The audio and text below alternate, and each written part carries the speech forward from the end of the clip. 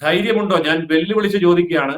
കേരളത്തിലെ ഏതെങ്കിലും ഒരു പ്രസിദ്ധീകരണത്തിന്, കേരളത്തിലെ ഏതെങ്കിലും ഒരു ബുദ്ധിജീവിക്ക്, കേരളത്തിലെ ഏതെങ്കിലും ഒരു പത്രപ്രവർത്തകന്, കേരളത്തിലെ ഏതെങ്കിലും ഒരു സാംസ്കാരിക സാഹിത്യ നായകന്, കേരളത്തിലെ ഏതെങ്കിലും ഒരു സിനിമാ താരത്തിന് തന്റെ ഇടമുണ്ടെങ്കിൽ പ്രതികരിക്കുക.